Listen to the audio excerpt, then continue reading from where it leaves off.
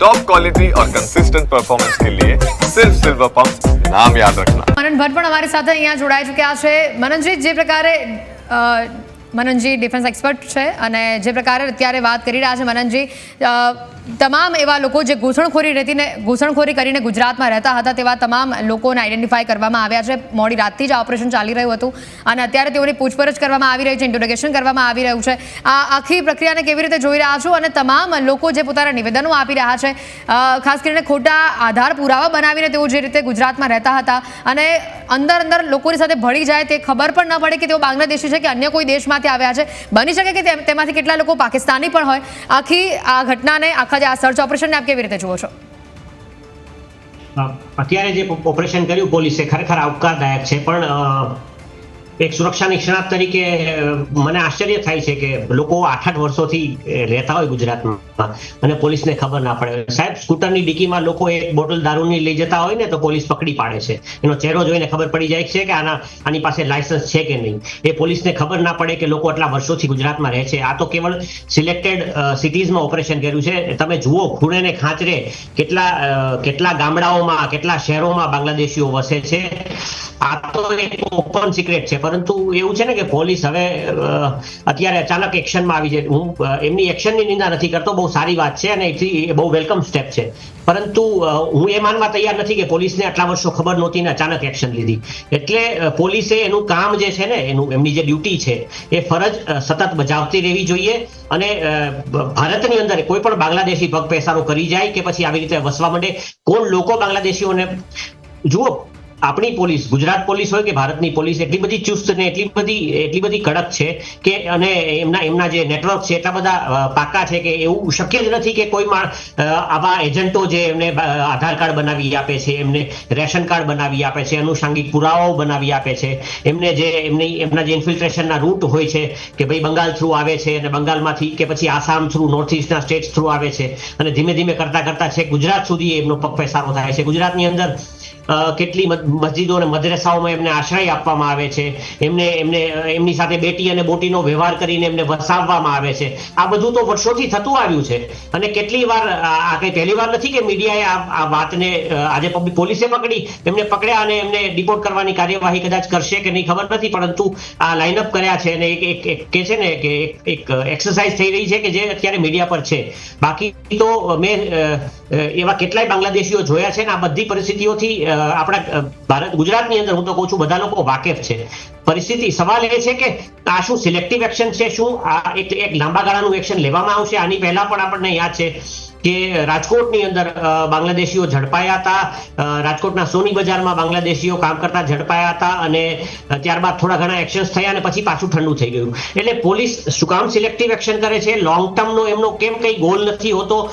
શું મીડિયાને દેખાડવા માટે થઈને આ બાંગ્લાદેશીઓને લાઇનઅપ કર્યા છે કે પછી કાયમને માટે, જે રીતે ગૃહમંત્રીશ્રીના આદેશ આવ્યા છે ત્યારબાદ પાકિસ્તાનીઓ માટેના આદેશો તો છે જ, પરંતુ ત્યારબાદ શું કાયમને માટે આવા ગેરકાયદેસર ભારતમાં ઘૂસીને રહેતા વિદેશી નાગરિકોને ડિપોર્ટ કરવાની કાર્યવાહી કરવામાં આવશે કે નહીં? બહુ મોટી વાત છે, બહુ વિચારવાની વાત છે। પોલીસે એમની જે ડ્યુટીઝ છે ને એ સમજવાની અને એને લગાતાર કરતા રહેવાની જરૂર છે। એમને વારે ને તહેવારે પોલિટિકલ ઇન્ટરવેન્શન અને પોલિટિકલ ડાયરેક્શન્સ મળે તો જ બાંગ્લાદેશીઓને ડિપોર્ટ કરવાની કાર્યવાહી કરવી અને બાકીના ટાઈમમાં શાંતિથી બેસા રહેવું, એવું નહીં ચાલે। સિલેક્ટિવ એક્શન્સથી મને થોડો વાંધો છે। સર, બીજો એક પ્રશ્ન એ થાય, તમે જુઓ કે છેલ્લા કેટલાય સમયથી એવું નથી કે આપે કહ્યું એ વાત 100% સાચી કે તમને ખ્યાલ નહોતો અને એ ધીરે પોતાનું ઘર બનાવતા ગયા, વસવાટ કરતા ગયા, આવ્યા, બીજા 4 લઈને આવ્યા, 4ના 12 થયા, 12ના 24 થયા અને પછી દુકાનો બની, પછી ગલ્લા બન્યા અને પછી ધીરે આખું ચંડોળા તળાવ આપને યાદ હશે કે આખું બાંગ્લાદેશી ત્યાં જવું એટલે એમ થાય કે હવે ક્યાં આપણે કઈ જગ્યાએ આવી ગયા છે, જેને મિની બાંગ્લાદેશ જ આપણે કહેતા અને હજુ પણ કહીએ છીએ, કારણ કે ત્યાં કોઈ એક્શન લેવી હોય, કોઈ કરવું હોય તો ચોક્કસ આપણને એમ થાય કે ક્યાં અહીં જવું। એટલે એ સ્થિતિ હતી, પણ મોડું તો મોડું પણ એક્શન લેવાય છે એટલે કે સારી વાત। એક તરફ પાકિસ્તાન સામે ભારતનું એક આકરું વલણ અને આ તરફ બાંગ્લાદેશી, કારણ કે અગાઉ થોડા મહિનાઓ પહેલાં, લગભગ 2 મહિના પહેલાંની વાત છે, માર્ચ મહિના કે એના પહેલાંની વાત છે કે જ્યારે બાંગ્લાદેશીઓને અહીંથી ડિપોર્ટ કરાયા હતા અને આપને તસવીરો પણ યાદ હશે કે જેવી રીતે જેટલા પણ ગેરકાયદે રહેતા હતા એ લોકોને રવાના કરાયા હતા। હવે એક આખી પ્રોસેસ બની છે। ગુજરાતથી શરૂઆત સર થઈ છે, પશ્ચિમ બંગાળ છે, સિલિગુડી છે, એવા જે પોકેટ છે, પશ્ચિમ બંગાળમાંથી તો મને લાગે છે બાંગ્લાદેશીનું ગઢ જ છે। તમે બિહારના જે અંતરિયાળ વિસ્તારો અથવા તો બોર્ડર સાથેના ગામો છે ત્યાં પણ બાંગ્લાદેશીઓ રહે છે. આ તરફ પશ્ચિમ બંગાળ હોય, સિલિગુડી હોય, એ તમામ એવા વિસ્તારો છે જ્યાં પોતાનું ઘર બનાવી રહ્યા છે. અને આપણી જેટલી પણ આપણે કચ્છની વાત કરીએ, દ્વારકાની વાત કરીએ, જે દરિયાઈ પટ્ટીના જેટલા પણ વિસ્તારો છે ત્યાં પણ આ લોકો રહે છે. એટલે હવે એક ઓપરેશન શરૂ થયું છે, મોડા તો મોડા પણ એની સફળતા પણ આપણને મળશે. અને ક્લીનનેસ, અને આપણે કહી શકીએ કે એક ઓપરેશન ક્લીન આને નામ આપીએ તો વધારે સારું રહેશે.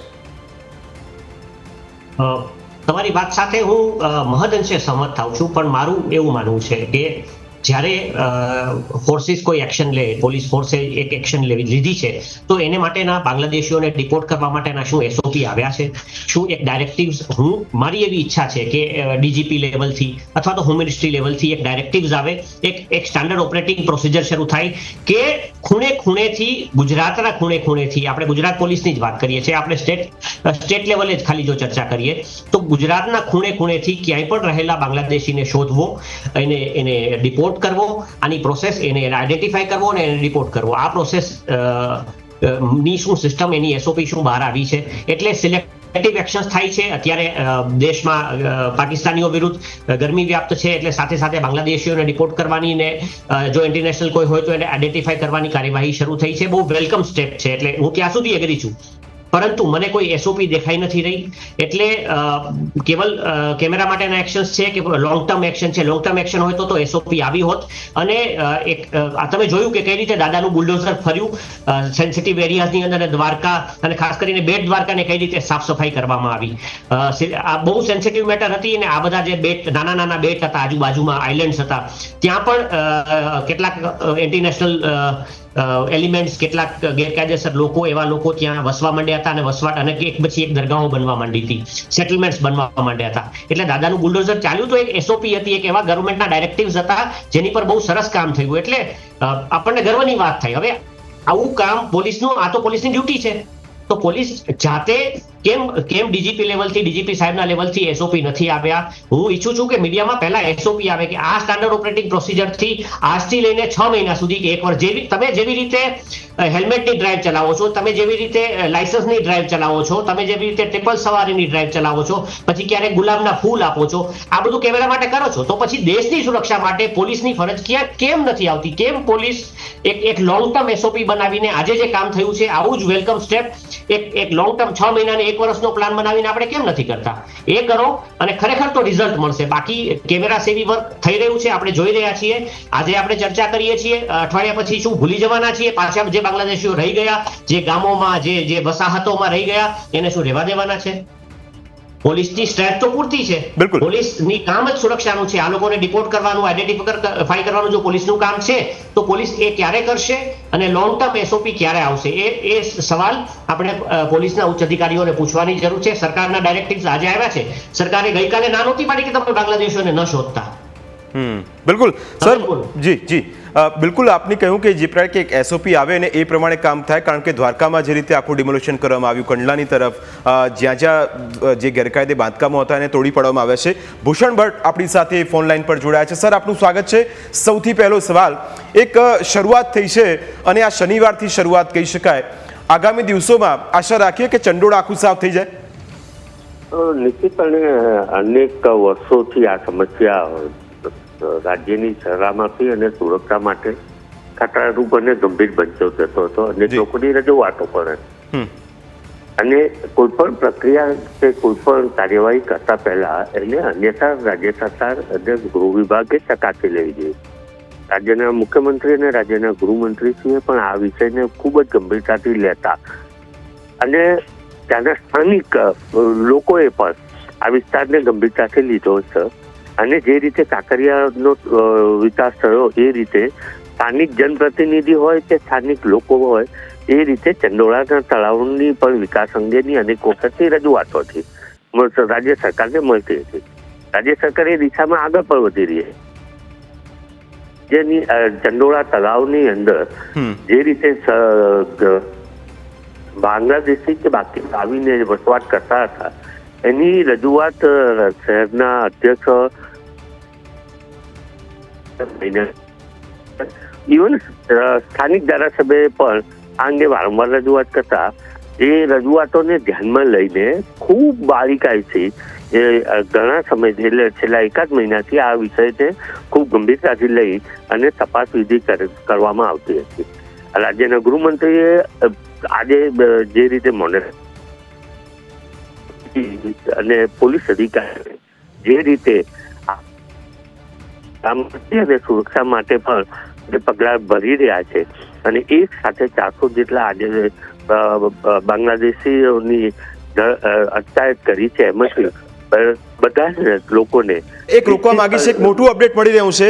ગૃહ રાજ્યમંત્રી હર્ષ સંઘવીએ 10 વાગે તમામ પોલીસ કમિશનર, આઈજી અને જિલ્લા એસપીની એક વિડીયો કોન્ફરન્સ બોલાવી છે. એની અંદર તમામ જિલ્લાના જેટલા પણ પોલીસ કમિશનર છે, આઈજી છે અને જિલ્લા એસપીની વીસી બોલાવવામાં આવી છે.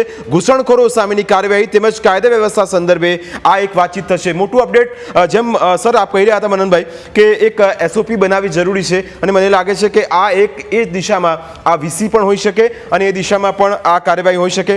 ભૂષણ ભટ્ટ આપણી સાથે ફોન લાઈન પર જોડાયેલા કે સર બીજો સવાલ એ કે તમે જુઓ કે છેલ્લા કેટલાય સમયથી બાંગ્લાદેશની અંદર અને એ આખો પટ્ટો તમે ચંડોળા તળાવ તરફ આખો પટ્ટો અને હમણાં જ થોડા દિવસ પહેલા જ અમે પણ એક અહેવાલ બતાવ્યો હતો કે કેવી રીતે આ લોકો આવીને વસવાટ કરે છે, તેમને કોણ લાવીને અહીં વસે છે. તમે જ્યાં મંદિર હતા એ મંદિરો તોડી પાડવામાં આવ્યા છે, એની જગ્યાએ એમની દરગાહો બનાવી દેવામાં આવી છે. એ પણ તસવીરો સામે આવી હતી. ઝૂંપડા હતા, એ ઝૂંપડા પહેલા આખો જે એરિયા છે આખો ચંડોળા તળાવનો એ પહેલા ચંડોળા તળાવ ભરેલું હતું, એ ચંડોળા તળાવ હવે બાંગ્લાદેશીથી ભરાઈ ગયું છે. એટલે આ એક ખૂબ જ ચિંતાનો વિષય સર હતો ભૂષણભાઈ અને એના કારણે પણ આ એક એક્શન અને હવે એ સમય આવી ગયો છે ભૂષણભાઈ કે સ્થિતિ એ રીતની છે કે હવે આજે નહીં સફાઈઓ કરીએ તો કાલે આ વિપરીત સ્થિતિ ઊભી થશે. ને ચોક્કસ આ ગંભીર સવાલ છે અને ગંભીર સમસ્યા છે અને આવનારી સમસ્યાનો સામનો કરવો સરકારની પ્રાથમિકતા રહેલી છે. રાજ્યના ગૃહ વિભાગ અને રાજ્યના ગૃહમંત્રી કે મુખ્યમંત્રી એ દિશામાં આગળ વધી રહ્યા છે અને કોઈ સમાજની વાત નથી. અને જે રીતે આપે કીધું એ પ્રમાણે અનેક મંદિરો કે બાકી જે ધાર્મિક સ્થાનો ઉપર પર દુકાનો બનાવી, દુકાનોના કબજા લેવા, ગેરકાયદેસર 10-10 માળની ટાવરો બનાવવા, બિલ્ડર બની જવું, આવી અનેકવિધ સમસ્યાઓની વચ્ચેથી સરકાર જે રીતે ગંભીરતાથી પગલાં લઈ રહી છે એ આવનારા સમયને ધ્યાનમાં રાખી સરકાર નિશ્ચિતપણે આ પગલાં લઈ રહી છે. બીજેપીના નેતા હતા ભૂષણભાઈ અને એમને વાત એ કરી કે એક્શન ચોક્કસ લેવામાં આવી રહ્યું છે. પણ મોટું અપડેટ ફરી એક વખત મનનભાઈ આપી દઈએ કે ગૃહ રાજ્યમંત્રી હર્ષ સંઘવીએ થોડી વારમાં હવે લગભગ અડધો કલાક પછી એટલે કે 10 વાગે એક વિડીયો કોન્ફરન્સ બોલાવી છે જેની અંદર તમામ પોલીસ કમિશનર, આઈજી અને જિલ્લા એસપીની વીસી બોલાવવામાં આવી છે અને આ વીસીની અંદર આગામી રણનીતિ કયા પ્રકારની હશે એ દિશામાં પણ અત્યારે ચર્ચા કરવામાં આવશે. સર સવાલ આપને કે હવે આપ જે એક્શનની વાત કરી રહ્યા હતા, મોડી રાત્રે કાર્યવાહી શરૂ થઈ, હવે આખું એક ડિપ્લોમેટિક વેમાં પણ આપણે આગળ વધ્યા છીએ. તમે કારણ કે જુઓ છેલ્લા 22 તારીખથી લઈને જે પહલગામમાં આખો એટેક થયો અને એ પહેલગામના એટેક બાદ આપણે પહેલાં તો પાકિસ્તાન સામે એક એને ડિપ્લોમેટિક સ્ટ્રાઇક કરી, ત્યારબાદ હવે ધીરે ધીરે એક્શન મોડમાં પણ સરકાર આવી છે અને જડબાતોડ જવાબ આપવાની પણ તૈયારી છે. પણ આ દૂષણ ભૂષણભાઈ પણ કહેતા હતા, કદાચ એમને પણ આપની વાત સાંભળી હશે, એ પણ એ જ કહેતા હતા કે મોડું થયું છે પણ જે થયું છે જલ્દી થયું છે અને સારું થયું છે ને એ દિશામાં વધારે સારું થાય એવો પણ પ્રયત્ન રહેશે. મનનભાઈ? જી ચોક્કસપણે. મને જુઓ, હું જે કહું છું એ કઈ એન્ટી ગવર્મેન્ટ સ્ટેન્સ નથી. મને બિલકુલ 100% દ્વારકાની અંદર આપણે બહુ સરસ વાત છે કે સરકારે જ્યારે જે જરૂરી હોય ને એવા પગલાઓ લીધા છે. જો આ ભૂપેન્દ્રભાઈની સરકાર આવ્યા પછી દ્વારકામાં આ સેટલમેન્ટ્સ, હું પોતે નૌસેનામાં હતો ત્યારે આઈએનએસ દ્વારકા 2માં પોસ્ટેડ રહ્યો છું અને મેં જોયા છે દ્વારકાની અંદર ધીમે ધીમે કરતા કઈ રીતે સેટલમેન્ટ્સ અને આ મસ્જિદો અને મદ્રેસાઓ બન્યા અને વધ્યા. અને બેટ દ્વારકા કેટલું સેન્સિટિવ છે. બેટ દ્વારકાને જે પુલથી જોડ્યું છે ને સાહેબ, એ પુલ બનવો બહુ જરૂરી હતો. બેટ દ્વારકાની સુરક્ષા માટે જરૂરી હતો. કેમ કે આપણા લોકો જતા હતા અને જઈને કેવળ આપણે દ્વારકાના ત્યાં બેટના મંદિરે જઈને દર્શન કરીને પાછા આવતા હતા. બેટ દ્વારકા એટલે કેવળ બેટનું મંદિર નથી, બહુ ઊંડો અને બહુ મોટો વિસ્તાર છે, બહુ મોટો બેટ છે અને એ સામરિક દ્રષ્ટિએ, બહુ સુરક્ષાની દ્રષ્ટિએ બહુ મહત્વનો પ્રદેશ છે. કેમ કે દ્વારકા હંમેશા, દ્વિજ મંદિર, જગત મંદિર હંમેશા આતંકીઓના નિશાના પર રહ્યું છે. એટલે સુરક્ષાની દ્રષ્ટિએ ગુજરાત સરકાર જે પ્રકારના કદમો ઉઠાવી રહી છે એ ખરેખર બહુ એપ્રિશિએબલ છે. અને હું માનું છું ત્યાં સુધી જે રીતે દાદાનું બુલડોઝર ચાલ્યું હતું, ગેરકાયદેસર લોકો વિરુદ્ધ ચાલ્યું હતું, એવી જ રીતે ગેરકાયદેસર બાંધકામો વિરુદ્ધ અને દેશની સુરક્ષા માટે, આપણા રાજ્યની સુરક્ષા માટે ચાલ્યું હતું, એવી જ રીતે હવે આ ડાયરેક્ટ એક્શન પ્લાન જેવો એક બહુ મોટો જોરદાર પ્લાન એક્શન લેવામાં આવશે એવી રીતે હું આશાન્વિત છું, કેમ કે હર્ષભાઈ સંઘવીએ જ્યારે આ એક આટલી મોટી બેઠક બોલાવી છે અને જુઓ આજે અચાનક એક્શન લેવાની છે, ઇવન સુરતની અંદર અને બીજી જગ્યાએ એ બધી એક્શન્સ પણ એક ઈશારો કરી રહી છે કે હવે ગવર્મેન્ટ બહુ સિરિયસ છે. કેવળ અધિકારીઓના પેલા પર બેસી રહેવાથી નહીં ચાલે, અધિકારીઓ પર પ્રેશર આવ્યું છે કે તમારે શું એક્શન કરવાની છે અને ચોખ્ખા ક્લિયર ડાયરેક્ટિવ્સ હું સમજુ છું ત્યાં સુધી સ્ટેટ ગવર્મેન્ટ લેવલે આવી રહ્યા છે. હવે આ એક્શન કેવળ ગુજરાતમાં થાય એટલું જરૂરી નથી, એટલીસ્ટ અમુક રાજ્યો તો જાણીતા છે બાંગ્લાદેશીઓને એમને વોટ બેંકને માટે આશ્રય આપવા માટે, એટલે એ રાજ્યોની વાત ન કરતા એટલીસ્ટ ભાજપ શાસિત દરેક રાજ્યની અંદર આવા જ કડક એસઓપી, આવા જ કડક ડાયરેક્ટિવ્સ જવા જોઈએ, જેથી ખૂણે ને ખાંચરેથી બધા રાજ્યોમાંથી, શક્ય હોય એટલા રાજ્યોમાંથી, શક્ય હોય એટલા પ્રદેશોમાંથી બાંગ્લાદેશીઓને, પાકિસ્તાનીઓને, ગેરકાયદેસર લોકોને શોધીને ડિપોર્ટ કરવામાં આવે. બહુ જરૂરી વાત છે. અને આજે જ્યારે બાંગ્લાદેશ આટલું બધું હોસ્ટાઇલ બન્યું છે અને આપણે જ્યાં ટુ ફ્રન્ટ વોર એટલે ચીન અને પાકિસ્તાન વચ્ચે ટુ ફ્રન્ટ વોરની વાત કરતા હતા, એમાંથી આજે થ્રી ફ્રન્ટ વોર એટલે કે બાંગ્લાદેશ નામનો નવો ફ્રન્ટ ભારત વિરુદ્ધ ખુલવા માંડ્યો છે. એવે સમયે બહુ જરૂરી છે કે આ ગેરકાયદેસર લોકોને, આવા ઘરમાં ઘૂસેલા ભેદીઓને બહાર કાઢવામાં આવે.